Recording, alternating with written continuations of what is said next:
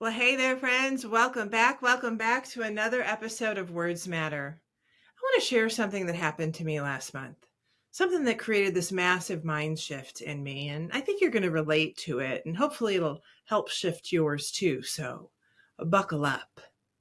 I was about a week into launching my I Choose Me, No Sugar, No Flour 30-day challenge course.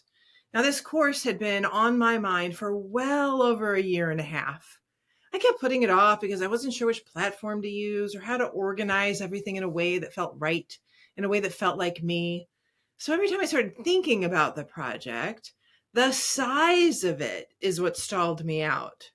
But eventually, I got so tired of the mental load of it, the thinking about it, the hanging of it over my head, that I told myself, that's it, enough is enough. Let's just get the dang thing done. And once I made that decision, I spent hours learning this new platform, setting up all the content, creating these magical automations that would guide each person who enrolled in the course through each of the 30 days seamlessly. I wanted it to function smoothly and to be something that they didn't even have to think about. So I put in a lot of effort. Late nights, long stretches learning all these new tools. And it created this brain strain. You know the type that comes from diving in deep to something new and unfamiliar. It was worth it for sure, but it was a lot. So when it finally launched on October 1st, I felt really relieved and proud, and honestly a little amazed that I had pushed through something that had felt so overwhelming for so long. But like I said, about a week into it, something happened. I logged in to check an automation and realized that one piece of it hadn't been set up correctly. And that single missing detail, it affected everything connected to it. So the moment I saw that, I felt this instant hit of panic, knowing how important that part of the process was. And that panic shifted into frustration and then into being irritated with myself for not knowing what I didn't know when I first built it. But once those emotions settled, all I could see was the amount of work ahead of me.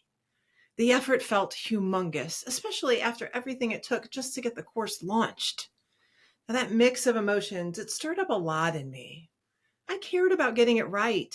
I cared about the people who took the course. I cared about the promise I had made to myself and to them. And I could feel how much this rebuilding was going to take from me. And while that feeling is pretty familiar, it's not foreign. I'm sure we can all agree that there's these parts of our lives that feel like a lot.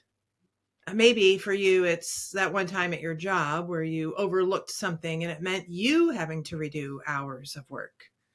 Or maybe it was parenting when a small miscommunication turned into an entire evening of apologizing or healing. Maybe it's been with your health, maybe some choices that pulled you off your path. And so then returning to your routine took a lot more mental energy than you expected. Could have been with a relationship when a simple misunderstanding required so much time, energy, and effort because of the emotions that ran so high because of it. Well, I think we can all agree again that sometimes everyday life just piles up and the weight of starting feels way harder than it should. We know the feeling of looking at something that matters a lot to us and then feeling overwhelmed, the burden of it, thinking, can't this just be done? Well, why does it have to be so much work? And that's exactly where I was. So being faced with that realization and the amount of effort it was going to take me to fix my mistake, I did what anyone would have done in that moment. I grabbed my phone and started to scroll. Yep, doom scrolling solves everything, doesn't it, friends? Yeah, something I often do when I don't want to deal with what's in front of me, when the messiness of a mistake I made is front and center. But thankfully, that day, I came across a TikTok video. It was Scott Adams, the creator of the cartoon Dilbert, saying something that completely stopped me in my tracks. He said, "What if laziness is nothing but a habit of thinking about the effort instead of thinking about the outcome?"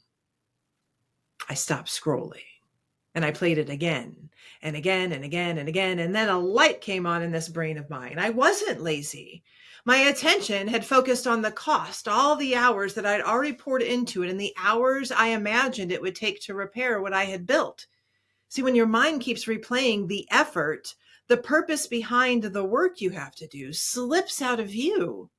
When I finally asked myself, what will my life look like and feel like once this is fixed? Something shifted. I pictured the course running the way it should. I pictured the relief of knowing people were well taken care of. And I pictured the quiet in my mind once the weight of that was gone. That single question eased all the pressure I felt.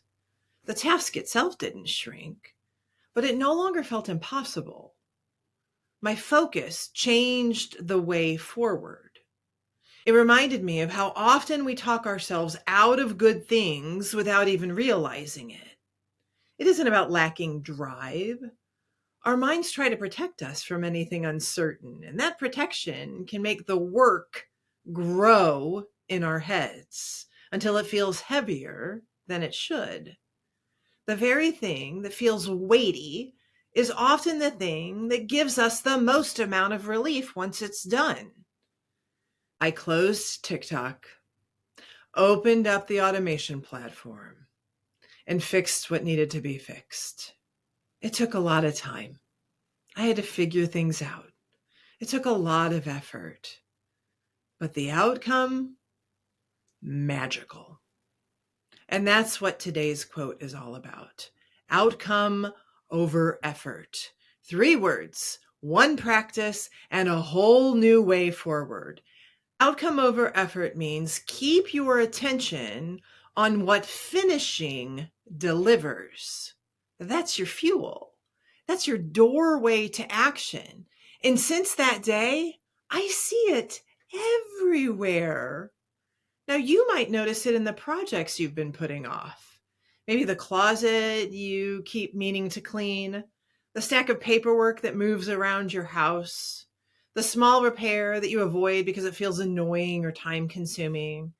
You might notice it in the phone call you've been delaying, not because you don't want the reconnection, but because you're picturing the uncomfortable beginning instead of the ease that might follow. You might see it in your health journey. One decision can feel like a mountain when you're focused on the interruption of the moment instead of the lift that waits on the other side.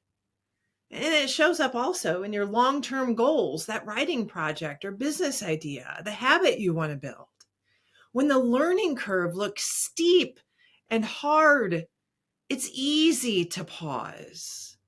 But when you focus on the relief and the progress that comes with completing it, the first step feels a lot more doable, doesn't it? Now, these examples, they're not meant to be dramatic. They're real life. Places where effort grows louder than the outcome until you shift your attention. When you do, movement follows. See, when I let myself sit in this truth, I saw how many moments in my life shifted the instant I reconnected with the outcome versus the effort. It wasn't about being fearless. It was about being honest with myself, about what mattered. And since this epiphany, I tell you what, there are 5 things that I'm working on turning into habit. These are all places I return to when I feel myself hesitating or making the effort a bigger story than it needs to be. First, I ask myself the real question. When hesitation appears, I pause long enough to ask, am I focused on the cost or am I focused on what it will give me once it's done? Now that question brings a ton of clarity and points me back to my purpose. Second, I picture the finish before I begin. I give myself that moment to imagine the outcome, the relief when it's handled, the quiet that comes from something that's no longer waiting on my attention, the sense of completion that lifts my shoulders. That feeling brings me back to why it matters. Third, I choose one clear action. I don't need the whole plan, just one step that starts the process. Open the document, toss the first item, send the message, make the call. One simple move creates motion. Fourth, I acknowledge movement as it happens. Progress isn't always loud. Sometimes it's small, meaningful shifts, fixing that one automation, clearing that one corner, making one aligned choice. I speak it out loud and then write it down so my mind stays connected to the truth that I'm moving. Fifth, I keep a record of the outcomes. That's right. I have a notebook labeled payoffs. Anytime a meaningful result lands, a connection's repaired, an evening that feels easier, a moment where my mind feels lighter, I write it down. And when resistance creeps in, I read a few of those things that I've written down to remind myself that effort has always led to something worthwhile. Let me add in one more layer, because this isn't just a helpful idea. It's a muscle we have to build, and it becomes stronger the more you use it. If something you care about feels heavy today, try this. Lift your gaze. Focus on what finishing gives you. Outcome over effort, and let that guide your next step. The relief you'll feel is real. The growth is real. And the you who reaches that finish line is also real. And each step you're taking, it matters because you matter. I hope this little chat today gives you something to hold on to the next time your mind jumps ahead to everything a task might require. Bring it back to what it will gift you, give you, the payoff.